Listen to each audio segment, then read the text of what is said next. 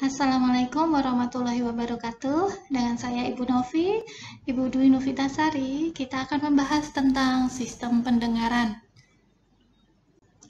Tujuan pembelajaran kali ini diharapkan setelah mengikuti pembelajaran, mahasiswa mampu memahami anatomi dan fisiologi dari sistem pendengaran. Kita pelajari dulu tentang pembagian telinga. Jadi pembagian telinga itu ada telinga bagian luar, tengah, dan dalam. Untuk bagian luar, batasannya adalah aurikel, ini daun telinga, dan lubang telinga atau liang telinganya. Selanjutnya untuk middle ear, ini ada tulang-tulang di dalam telinga, juga ada gendang telinga atau tympani membran, tulang-tulangnya. Untuk inner, bagian dalam, ini adalah ada koklear. Koklear ini fungsinya sebagai pusat auditori dan juga untuk keseimbangan. Jadi, fungsi lain dari sistem pendengaran untuk menjaga keseimbangan tubuh. Kita perjelas lagi bagian luar telinga, ini bagian tengah, dan ini bagian dalam. Bagian luar, kita ingat ada pinna, ada daun telinga, kemudian ada lubang telinga. Bagian tengah, tadi apa saja? Ada membran timpani. Kemudian ada ada tulang-tulang. Ya, ada tulang incus, ada stapes ya.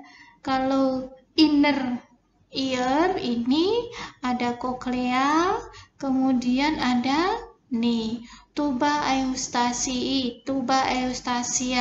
Ini yang menuju ke faring. Jadi ketika kita meneteskan obat tetes telinga, kemungkinan kita bisa merasakan rasa pahit karena ada saluran tuba eustasia yang menyalurkan ke faring sehingga akan terasa obatnya pahit. Bagian luar telinga ya, supaya ingat, supaya paham, ada daun telinga, ada liang telinga. Kita akan pelajari satu persatu. Ya.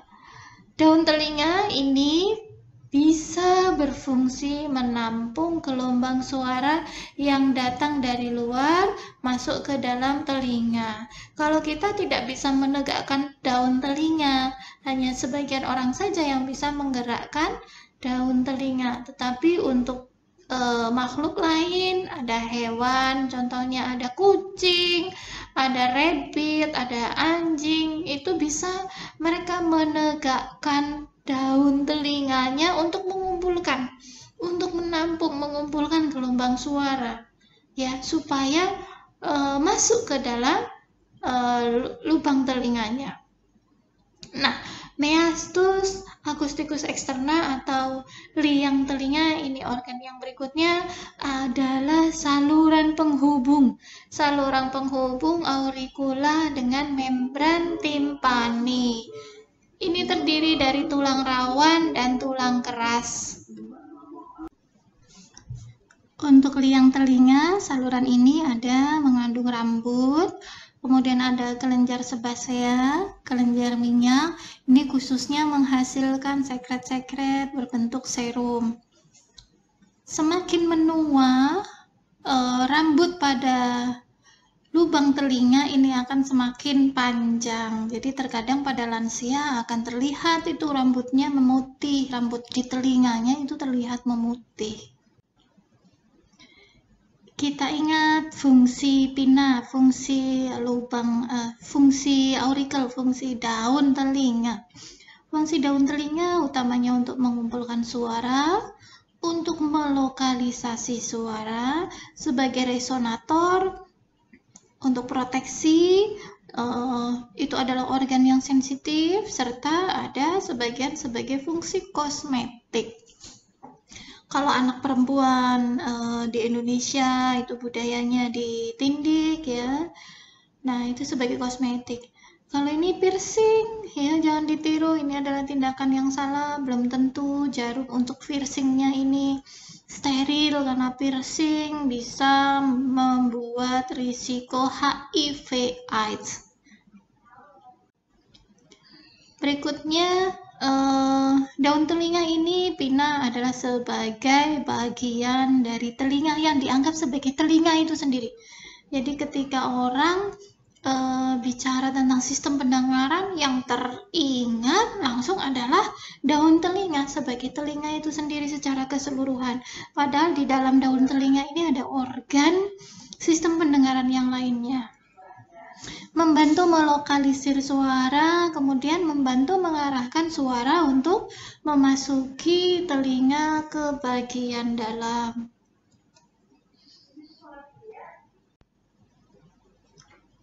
Ini lokasi dari lubang telinga ya, liang telinga atau external auditory meatus. Memanjang dari Pina, dari pintu masuknya di daun telinga sampai ke membran timpani. Ini membran timpani.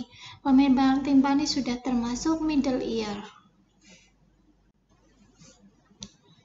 Yang memanjang dari Pina sampai ke membran timpani, panjangnya sekitar 2,6 cm atau 26 mm dengan diameter 7 mm pada telinga orang dewasa.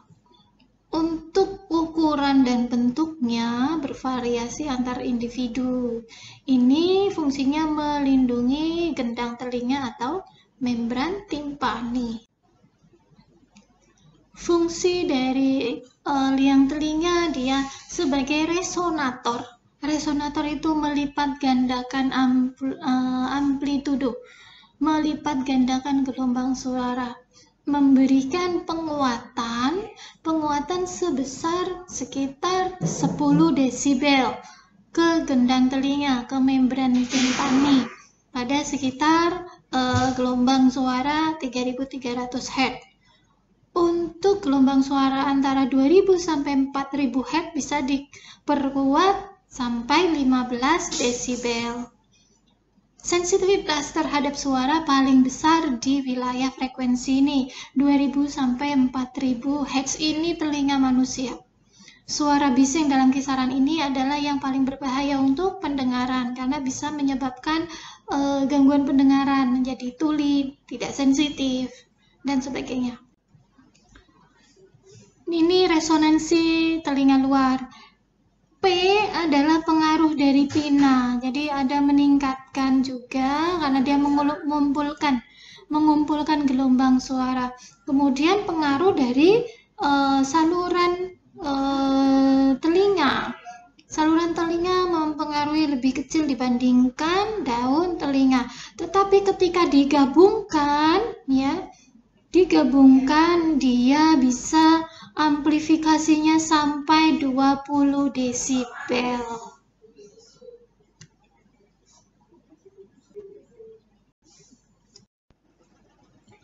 Ini adalah serumen. Serumen itu seperti zat lilin atau wax. Ini mempunyai tujuan ya. Tujuan dari wax yang ada di lubang telinga kita itu sebagai anti air, kemudian menangkap debu, partikel pasir, mikroorganisme, dan benda-benda kecil lainnya, menjaga kelembapan epitel di liang telinga, serta baunya itu dapat mencegah serangga untuk memasuki liang telinga kita. Sifatnya antibiotik, antivirus, dan anti jamur, membersihkan saluran telinga, tetapi ini bisa menyebabkan otolit. Otolit itu mengerasnya serumen seperti batu dan menutup lubang pendengaran telinga. Untuk perawatan saluran telinga luar yang sekarang di salon-salon gitu ya, ada ear candling. Jadi membersihkan telinga menggunakan lilin itu berbahaya untuk kesehatan karena bisa meningkatkan tekanan di lubang telinga dan bisa merusak membran timpani. Kemudian ada korek kuping ya, swabs. Swabs itu bisa di sini tergambar merusak membran timpani. Jadi suapnya terlalu ke dalam, ini sampai membran timpaninya robek ya. Ini jelas akan menurunkan fungsi pendengaran karena amplifiernya rusak. Jadi kualitas suara yang didengar pun juga tidak bagus. Kemudian memasukkan benda asing ya, apapun benda asing, kancing, anak kecil ya, hal-hal yang kecil-kecil seperti itu berbahaya. Untuk telinga tengah selanjutnya kita ada tadi kavum timpani, timpani cavity-nya, kemudian membran timpaninya sebagai barier pertamanya, kemudian ada ossicle. Ossicle itu adalah tulang-tulang pendengaran, ada incus, malleus, stapes. Kemudian ada otot ya, middle ear muscle, ada otot di tulang otot di telinga tengah. Kemudian ada tuba eustasi, ini dimulai dari telinga tengah. Kemudian ada mastoid. Untuk kavum timpani, ya, kavum timpani adalah rongga. Jadi ini adalah kavum timpani. Ini adalah rongga yang berada di tulang temporalis.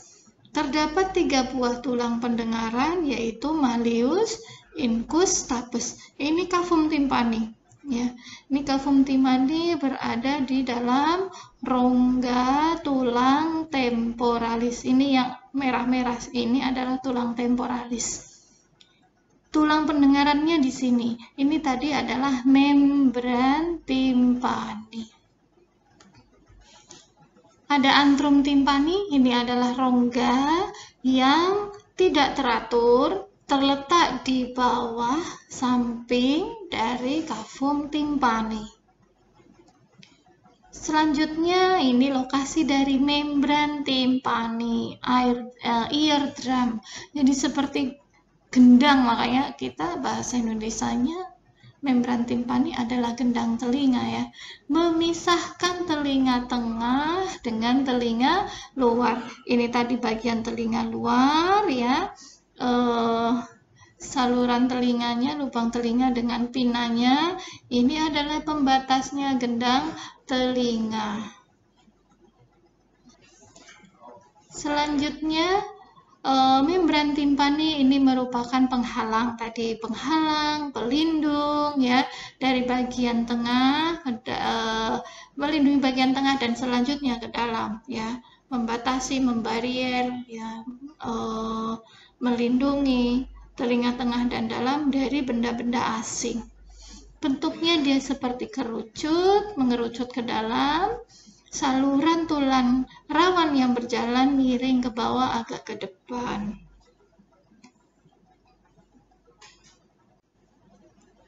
Diameter dari membran timpani ini sekitar 17,5 mm.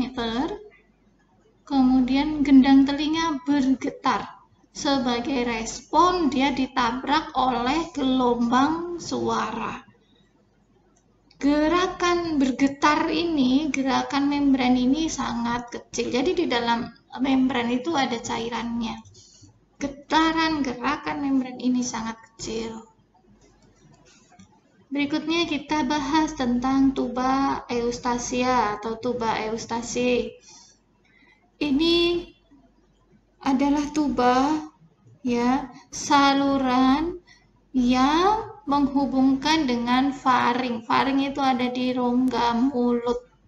Jadi telinga berhubungan dengan rongga mulut. Tuba eustasia ini akan membuka ketika mengunyah, ketika menguap. Ini fungsinya untuk mengurangi tekanan di dalam telinga. Contoh saat kita naik pesawat ya, pada ketinggian tertentu itu akan menyebabkan tekanan dalam telinga meningkat. Jangan naik pesawat ke gunung saja ya. Kita berkali-kali menelan ludah, mengunyah, menelan ludah bisa menguap. Ini untuk membuka saluran tuba eustasia sehingga tekanan di dalam telinga tengah ini akan berkurang karena kita buka salurannya ke faring, tekanannya akan menurun sehingga telinganya tidak akan sakit. Tuba eustasia ini adalah saluran yang menghubungkan dinding telinga bagian tengah dengan nasofaring. Tuba eustasia ini beroperasi seperti katup. Katup itu bisa membuka, bisa menutup. Membuka kalau kita menelan, kita menguap, apalagi ya saat kita menelan menguap ya. Jadi ketika kita berada di ketinggian, seringkali telinga kita sakit tadi. Dengan menelan ludah, dengan menguap itu akan mengurangi tekanan di dalam telinga. Tuba eustasia menyamakan tekanan, menyeimbangkan tekanan di kedua sisi gendang telinga. Ini diperlukan untuk pendengaran yang optimal. Tanpa fungsi ini akan mengurangi efisiensi kemampuan telinga tengah dan lebih sedikit energi akustik yang akan dikirim ke telinga bagian dalam sehingga suara yang kita terima akan kecil kalau misal ada pembengkakan di tuba eustasia. Kenapa kok bengkak? Bisa saja saat kita ada penyakit THT, ada flu begitu ya, tuba eustasia ikut bengkak. Itu akan mengurangi efisiensi pendengaran. Selanjutnya kita bicara tentang ossicle. Ossicle itu adalah tulang pendengaran ya. Tulang pendengaran ini ada 3 utamanya, ada malleus, incus, stapes. Stapes itu yang seperti tapal kuda ya, sanggurdi kalau bahasa Indonesianya. Ini stapes adalah tulang terkecil ya dari tubuh. Ini digetarkan karena ada getaran dari membran timpani. Di mana malleus posisinya? Malleus menangkap getaran dari membran timpani, kemudian nanti akan menyalurkan ke tulang sebelahnya. Nah, setelah malleus masuk ke incus. Nah, incus ini melekat pada permukaan malleus, berfungsi mentransmisikan, menghantarkan getaran suara sampai ke stapes. Nah, jadi tadi ada malleus, ada incus, dan terakhir ada stapes. Stapes adalah bagian kaki dari stapes itu mentransmisikan, merambatkan vibrasi melalui fornestrum oval, melalui oval bulatan yang melekat padanya. Luas membran timpani itu 17 kali dari jendela oval. Ya, ini adalah membran timpani, kemudian ini 3 tulang, ada malleus, ada incus, ada stapes, di mana getarannya ini kan tadi ditransmisikan, dirambatkan. Membran timpani mempunyai luas 17 kali dibandingkan jendela oval, sehingga kalau kita mengkerucutkan vibrasi, gerakan, getaran, maka hasil yang didapat, getaran yang didapat di window oval ini akan tinggi. Jadi dia berfungsi seperti amplifier. Ya, membran timpani itu seperti amplifier, meningkatkan getaran.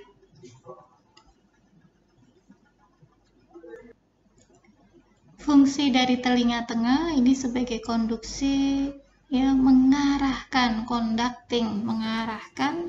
suara dari telinga luar ke telinga bagian dalam. Kemudian memberikan perlindungan, yaitu menciptakan penghalang yang melindungi bagian tengah dan bagian dalam dari benda-benda asing. Otot telinga tengah dapat memberikan perlindungan dari suara yang terlalu keras. Bisa juga sebagai transducer. Transducer ini merubah energi akustik, energi suara menjadi energi mekanik. Selanjutnya merubah energi mekanik menjadi energi hidrolik. Energi akustik tadi ditangkap oleh membran telinga, ya, berjalan dari luar, ditangkap oleh membran timpani. Selanjutnya dirubah menjadi energi mekanik. Membran timpani menggetarkan osikel. Ya, dari osikel dirubah menjadi energi hidrolik. Kemudian fungsi lainnya sebagai amplifier. Tindakan transfer motor dari telinga tengah, ya, tindakan dari akustik menjadi mekanik menjadi hidrolik, energi hidrolik. Ini hanya sekitar 1/1000 energi akustik di udara yang akan disalurkan ke cairan telinga, ke perilimfe bagian telinga dalam. Untuk gangguan pendengaran sekitar 30 desibel. Jadi transducer ini merubah dari energi akustik menjadi energi mekanik dan menjadi energi hidrolik. Dari penangkapan di membran timpani, kemudian dirubah oleh osikel menjadi energi mekanik dan merambat melalui cairan di telinga dalam. Transformer atau amplifier ini, ya, merubah getaran di membran timpani di gendang telinga menjadi gerakan pada stapes. Telinga tengah akan meningkatkan transfer energi akustik ke energi mekanik.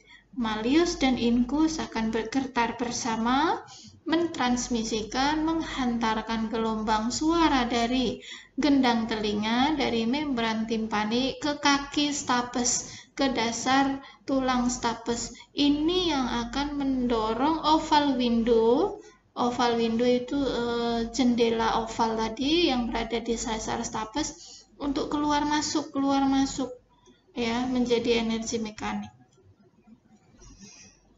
Kita bahas tentang otot di telinga tengah, ada tensor timpani, kemudian ada stapedius. Tensor timpani bisa dilihat di gambar. Ini adalah tensor timpani, kemudian ini adalah stapedius muscle. Tensor timpani dia melekat pada otot ini malleus. Ingat, ini malleus, ini incus, dan ini stapes. Berhubungan dengan saraf trigeminal 5. Sedangkan otot stapedius menempel pada stapes dan terkait dengan tensor timpani. Fungsi dari otot telinga tengah ini membantu osikel, ya, membantu menjaga osikel tulang pada posisi yang tepat, jadi tulangnya tidak bergeser, melindungi telinga bagian dalam dari tingkat suara yang berlebihan tadi, ya. Otot telinga tengah bisa meredamkan suara yang berlebihan. Saat telinga terkena tingkat suara di atas 70 desibel, maka otot akan berkontraksi untuk mengurangi energi yang ditransfer, mengurangi gerakan mekanik yang ada di telinga bagian dalam. Refleks perlindungan ini disebut refleks akustik, diatur oleh saraf fasialis atau saraf wajah. Kalau ada otot berarti ada ligamen, ya. Ada ligamen di telinga tengah. Fungsinya ligamen itu pengikat, membatasi pergerakan osikel, kemudian membatasi gerakan untuk mengurangi kemungkinan kerusakan pada telinga bagian dalam, serta mencegah distorsi gangguan, mencegah gangguan suara. Yang terakhir kita bahas tentang telinga bagian dalam. Telinga bagian dalam ini fungsi utamanya tadi untuk pendengaran. Ada fungsi lainnya yang tidak kalah penting, yaitu vestibular. Vestibular itu penjaga keseimbangan. Batasannya tadi dari telinga bagian tengah adalah oval window, ya, oval window. Nah, di sini ada koklea, ya, vestibula dan koklea. Ini bagian sama, ini adalah saluran tuba eustasi. Ya, ini bagian dari telinga dalam. Fungsi dari telinga dalam ini merubah gelombang suara mekanis menjadi impuls saraf yang bisa dikenali oleh otak. Sehingga kita bisa, oh ini suara teman kita, oh ini suara ringtone HP, oh ini suara hembusan angin. Nah, itu supaya impuls gelombang suara tadi, gelombang suara secara mekanis bisa dirubah menjadi impuls-impuls saraf untuk dibaca oleh otak. Bagian dari telinga dalam ada labirin osseus. Labirin, lingkaran ya. Labirin osseus atau labirin koklear merupakan serangkaian saluran bawah dikelilingi cairan. Cairan apa? Namanya perilimfe. Tadi sudah saya sebutkan, cairan perilimfe.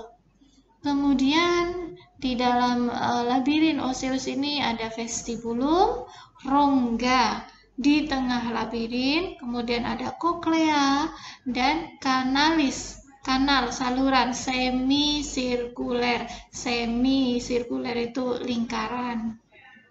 Kemudian ada labirin membranosa. Labirin membranosa atau labirin ventrikular. Ini yang berfungsi untuk menjaga keseimbangan. Ada apa saja? Di situ ada utriculus, ada sacculus, dan ada ductus. Ductus itu juga saluran, ductus semicircularis.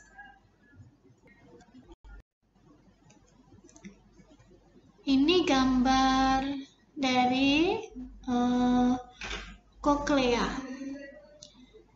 Kita ingat kembali, ini adalah lubang telinga, ini membran timpani, ini otot yang pertama, malleus, incus, stapes.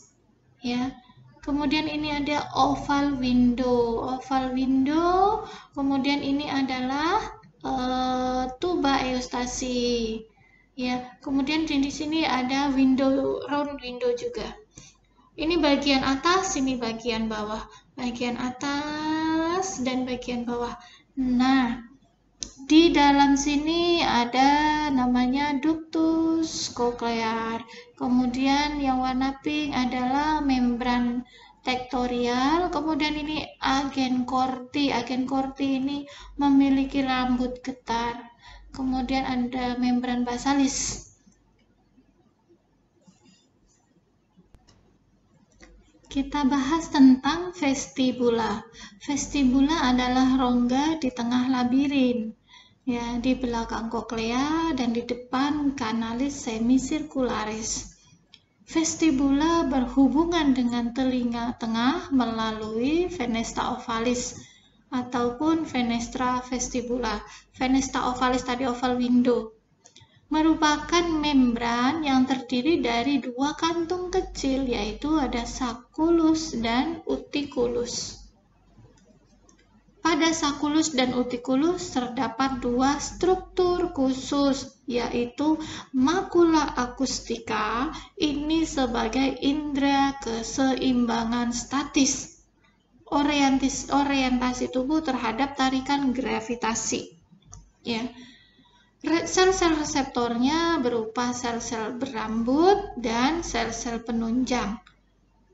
Bagian atas sel rambut tertutup oleh membran yang mengandung butiran-butiran kecil kalsium karbonat atau CO3 yang disebut sebagai otolit.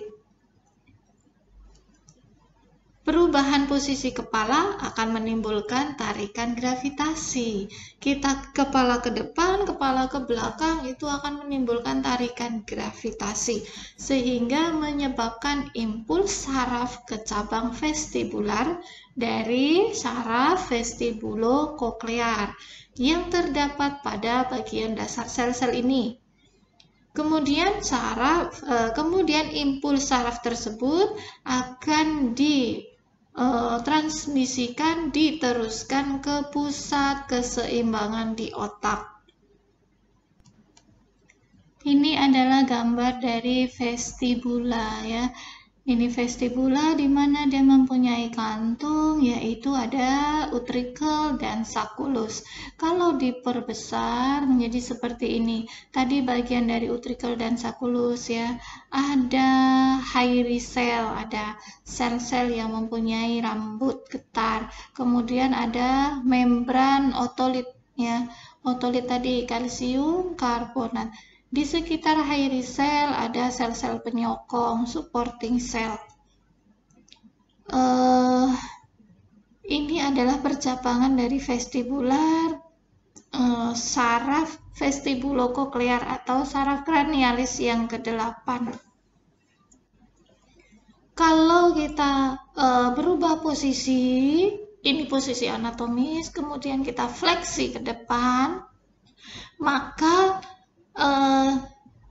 hairy cell juga akan merubah posisi. Ini karena ada tarikan gravitasi. Ini proses penyeimbangan supaya kepala kita tidak pusing. Demikian juga kalau kita ini ke belakang ya, hiperekstensi. Kalau ke belakang namanya hiperekstensi. Maka sel rambut ini juga akan tertarik ke belakang mengikuti gaya gravitasi, proses penyeimbangan sehingga kita tidak timbul disi di situ pusing.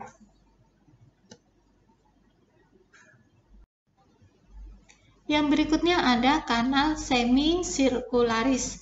Ini merupakan 3 saluran bertulang yang terletak di atas belakang vestibula. Salah satu ujung dari masing-masing saluran tersebut menggembung, maka disebut sebagai ampula. Pada ampula terdapat kristal. Kristal itu jonjot kristal yang namanya kristal akustika sebagai indera keseimbangan dinamis. Terdapat juga sel-sel rambut yang dia disokong ya, ada sel penunjangnya. Tetapi di sini tidak terdapat otolit. Berbeda dengan vestibula, tadi dilapisi oleh lapisan otolit, kalsium karbonat. Sel-sel reseptor di sini distimulasi oleh gerakan endolimfe. Ketika kepala bergerak karena perputaran tubuh, maka endolimfe akan mengalir ke atas sel-sel rambut. Sel-sel rambut menerima rangsangan tersebut dan mengubahnya menjadi impuls saraf. Sebagai responnya, otot-otot berkontraksi untuk mempertahankan keseimbangan tubuh pada posisi yang baru. Selanjutnya untuk koklea, ini menyerupai cangkang siput dan bentuknya spiral. Di dalam koklea ada 3 saluran, yaitu skala vestibuli, skala timpani, dan skala media yang berada di bagian tengah. Ini ada 3 saluran ya. Yang pertama tadi ada saluran 1 yang paling dalam, tengah, dan yang paling bawah ya. Kita pertama bahas yang saluran atau skala vestibuli. Nah, skala vestibuli atau vestibular ini berada di bagian atas ya, sebelah atas, mengandung cairan perilimfe yang menuju ke membran vestibularis. Selanjutnya di bawah dari skala vestibular, maka ada skala media atau skala koklear. Ya, skala media ini terletak di antara skala vestibular dan skala timpani, mengandung cairan endolimfe. Sedangkan saluran yang pinggir lainnya adalah saluran timpani, ya, atau skala timpani di bagian bawah ini mengandung cairan perilimfe.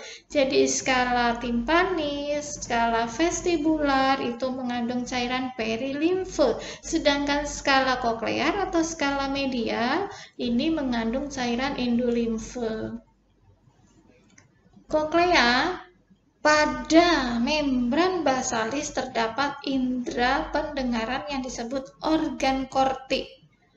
Sel reseptor bunyi pada organ ini berupa sel rambut yang didampingi oleh sel penunjangnya, sel penyokongnya. Akson itu ujung saraf. Akson dari sel-sel rambut menyusun diri membentuk cabang koklear. Dari saraf vestibulokoklear atau saraf kranialis ke-8 menghantarkan impuls saraf ke pusat pendengaran otak atau pusat keseimbangan di otak.